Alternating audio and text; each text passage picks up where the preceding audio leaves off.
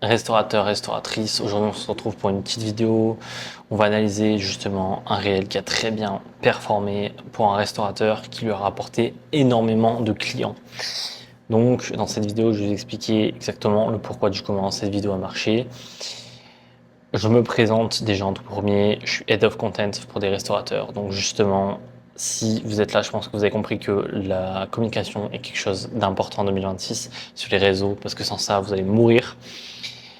Donc, qu'est-ce qu'un Head of Content? Qu'est-ce que je fais réellement? Moi, mon but, c'est juste de venir créer absolument toute votre stratégie, absolument tout en fait. Vous avez juste à filmer ce que je vous dis de filmer et moi, je m'occupe de tout sur vos réseaux sociaux. Donc, le montage, la stratégie, tout ça, tout ça. Donc ça, je m'en occupe. Si ça vous intéresse, il y a mon WhatsApp dans ma biographie. Et là, on va passer directement au sujet de la vidéo. Pourquoi cette vidéo-là a performé? Première chose que vous devez comprendre en tant que restaurateur, restauratrice, et absolument tous les milieux d'ailleurs. Sur les réseaux sociaux, il faut créer le moins de friction possible. Plus il y a de friction, plus les gens vont vouloir juste swiper, partir. Parce que les gens sont saturés en 2026, donc créer un minimum de friction. Donc, cette vidéo-là a fait 233 000 vues, 2346 likes et 131 commentaires. En règle générale, ce compte du restaurateur fait 1500 vues. En règle générale, cette vidéo-là a fait 233 000 vidéos. Donc l'avantage de ces vidéos comme celle qu'on va voir, c'est que ça crée une grosse connexion et un très bon watch time. Les gens sont fatigués des vidéos trop montées et pas authentiques. Et là, vous allez comprendre pourquoi j'ai dit tout ça. C'est une vidéo, c'est très simple. Je pense qu'il a été payé justement pour ça, mais c'est quelqu'un qui est allé dans un restaurant et qui est venu le présenter en vidéo. Avec une vidéo très humaine parce que en fait c'est un influenceur à la base qui a juste fait une vidéo sur ce restaurant-là. Vous allez comprendre que sa façon de faire, son workframe est top. Donc première chose, il y a quoi? Le hook textuel. Qu'est-ce que le hook textuel? C'est justement un hook textuel, donc accroche textuelle, est une phrase courte et percutante affichée dès les premières secondes d'une vidéo ou un début de texte pour stopper le défilement scroll et capter l'attention de l'audience et qu'il crée la curiosité ou promet un bénéfice immédiat incitant à regarder la suite. Donc, de façon un peu plus simple, un peu plus concret, les gens sont saturés, les gens ont tendance à swiper tous les 5 secondes, donc il faut les faire s'arrêter justement sur ta vidéo. Désolé, je vais vous replacer parce que c'est un peu en train de se casser la gueule, voilà. Donc les faire s'arrêter sur la vidéo. Donc comment les faire s'arrêter sur la vidéo? Il y a plusieurs façons de faire, il y a plusieurs hooks, ça on va le voir un peu plus tard.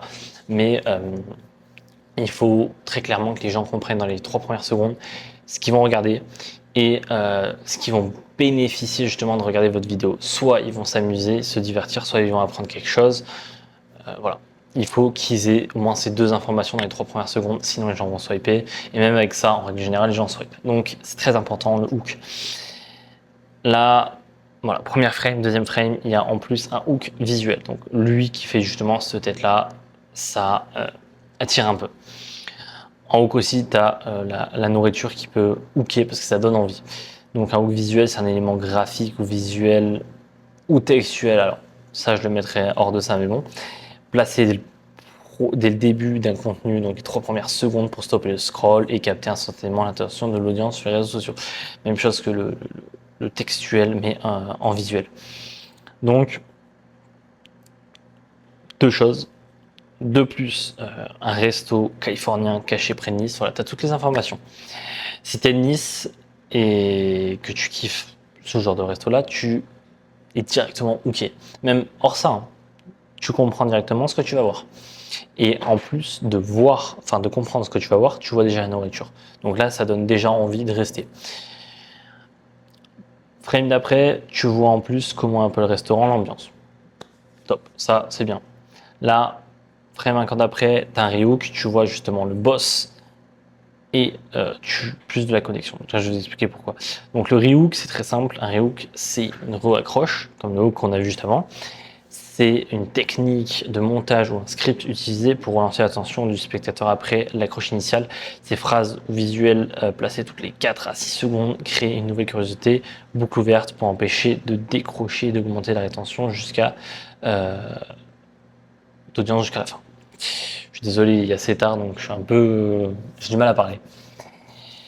Donc les rehooks, ça peut être plusieurs choses. En règle générale, c'est juste des loops que tu viens ouvrir et après tu viens fermer plus tard. Donc qu'est-ce qu'une loop? C'est par exemple tu donnes une information mais pas entièrement et en fait tu viens la donner plus tard dans la vidéo pour fermer la loupe parce que le cerveau déteste avoir des loops ouverts, avoir des questions sans avoir les réponses.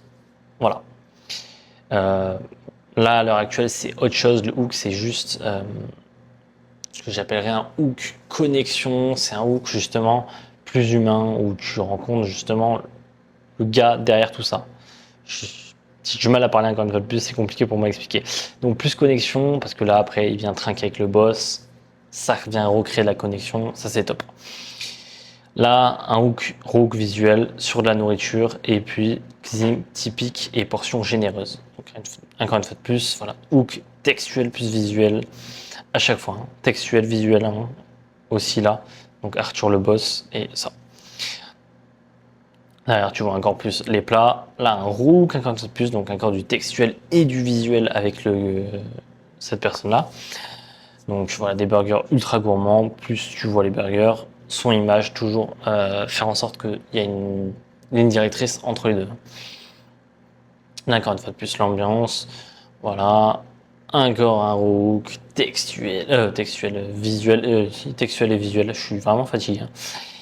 Encore une fois de plus la nourriture, encore une fois de plus le rehook et un voyage US garanti le temps d'un repas. Voilà. Et là, un CTA. Ça, on va parler juste après. Je saute un peu les étapes.